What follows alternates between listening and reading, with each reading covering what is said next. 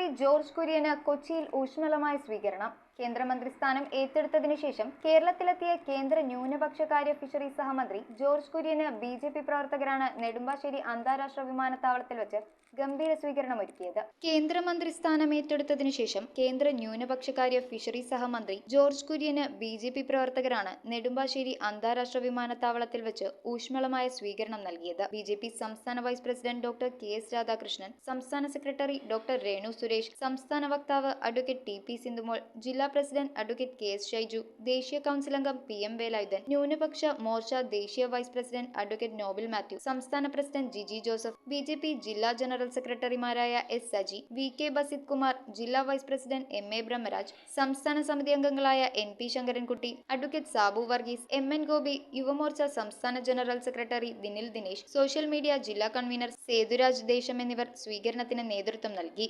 അങ്ങനെ ആദ്യമായിട്ട് പ്രഖ്യാപനങ്ങളൊന്നുമില്ല. ആദ്യം കാര്യങ്ങൾ പഠിച്ചിട്ട് ജനങ്ങളുമായിട്ട് സംസാരിച്ചിട്ട് ഓരോ വിഷയത്തിലും അതുമായിട്ട് ബന്ധപ്പെട്ടവരുമായിട്ട് സംസാരിച്ചിട്ട് അവരുടെ അഭിപ്രായം തേടിയതിന് ശേഷം മാത്രമേ എന്തെങ്കിലും തീരുമാനം എടുക്കുകയുള്ളൂ. News bureau, Kochi. കമ്പ്യൂട്ടറിൽ നിങ്ങളുടെ കാഴ്ച പരിശോധിക്കുവാൻ ക്വാളിഫൈഡ് ഒപ്ട്രോമെട്രിസ്റ്റിന്റെ സേവനം ലഭ്യമാണ്.